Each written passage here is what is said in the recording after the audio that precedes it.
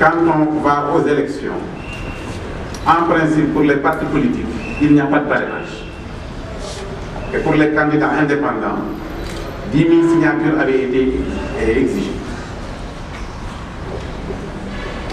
Signature d'électeurs. Comment peut-on vérifier la signature d'un électeur? Parce qu'en fait, ceux qui ont proposé cette loi ont copié les lois qui se font ailleurs. Si je prends le cas de la France, le parrainage des signatures sont demandées à des élus. Vérifier la signature d'un élu est plus facile que vérifier la signature d'un électeur.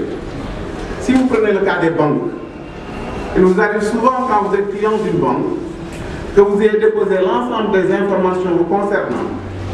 De temps en temps, quand vous émettez un chèque, la banque peut dire que la signature a évolué.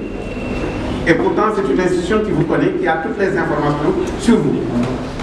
Imaginez un électeur qui ne s'est pas signé, à qui on demande de parrainer un parti politique.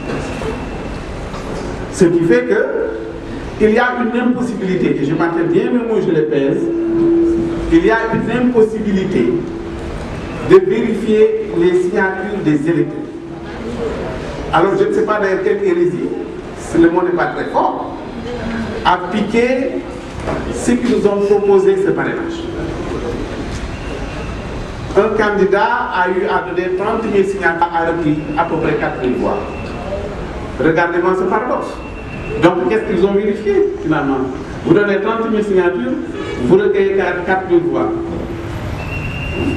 Donc il y a un véritable problème au niveau de ce parrainage.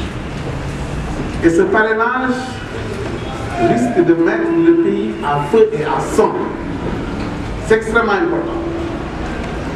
Parce que ceux qui seront chargés de valider les candidatures n'ont aucun moyen pour la validation de ces candidatures.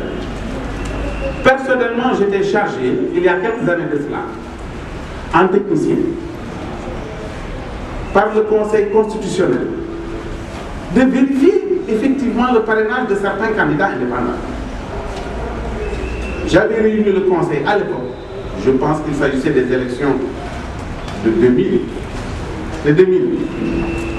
Et j'avais dit aux 5 sages, parce qu'il n'y en avait que 5 à l'époque, que je ne pouvais pas vérifier les signatures des électeurs. Tout ce que je pouvais faire, c'est de voir si ces électeurs figuraient dans le fichier électoral. Ils m'ont dit, ah oui, de toutes les façons, nous aussi, je pense qu'il nous sera impossible de vérifier les signatures. Monsieur Sall, nous vous donnons le feu vert, vérifiez-nous l'existence, n'est-ce pas, de ces électeurs dans le fichier. Et c'est ce que nous avons fait. On a validé la candidature de certains qui n'avaient pas un nombre de signatures donné. On a invalidé un nombre d'électeurs donnés. Et puis on a invalidé, n'est-ce pas, certains qui avaient un nombre d'électeurs inférieur à 10 000. Tout récemment, en 2012, il y a 3 candidats qui avaient été recalés. Il s'agit de Youssou, de Kebaken et d'Abdraman Sall. C'est représenté d'ailleurs au niveau des élections législatives. Mais chacun d'entre eux avait donné 12 000 signatures. Et au finish, on leur a fait comprendre que vous n'en avez que 8 000 valides. Donc 4 000 non valides. Ce qui fait que ça, ce jeu qu'ils sont en train de faire, c'est simplement laisser les partis qui ont la possibilité d'avoir les 70 000 signatures. Une fois ces signatures déposées, ils disent écoutez, la signature n'est pas votée et on invalide votre candidature. Alors ce qui fait que c'est quelque chose qui n'est pas crédible, que nous rejetons systématiquement. Vous savez que le PUR était à la concertation, mais quand il s'était agi de parrainage, nous avions fait une déclaration, nous sommes retirés de la concertation. Donc nous ne sommes pas d'accord aujourd'hui pour le parrainage et nous ne serons pas d'accord demain pour le parrainage. Ça, c'est la réponse aux questions qui sont posées. Maintenant, quelle est la conduite à tenir si le parrainage est voté à l'Assemblée? Vous savez bien qu'à l'Assemblée, ils sont quand même majoritaires, même s'il faut 90 députés, c'est une modification constitutionnelle. Il faut 3/5 des députés, donc pour voter cette loi, il en faut 90. Ils en ont 127. S'ils ont 127 députés, faire voter 90 députés, ça ne devrait pas poser problème. Mais s'ils votent la loi, la résistance va continuer. C'est aussi simple que ça. Il est clair que si ça va à l'Assemblée, la loi va être votée, Mais si la loi est votée, mais la résistance va continuer. C'est ça la réponse. M. Ndiaye a parlé de la motion de censure que nous avions déposée à l'Assemblée. En fait, la motion n'a pas encore été déposée. Mais ça ne veut pas dire qu'elle ne sera pas déposée. Hein? Nous nous sommes concertés avec nos camarades de l'opposition. Vous savez qu'il faut un certain nombre de députés pour déposer une motion de censure.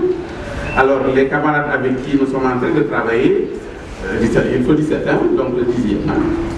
Donc, les camarades avec qui Lamine, on en a parlé d'ailleurs, et il était question que nous attendions à ce que le groupe LD dépose au bureau de l'Assemblée une commission d'enquête. Je pense que c'est après cette commission d'enquête qu'on verra, n'est-ce pas, l'opportunité de déposer cette motion de censure. Alors, les voies de recours, c'est pas possible. Hein, ça, c'est la dernière question.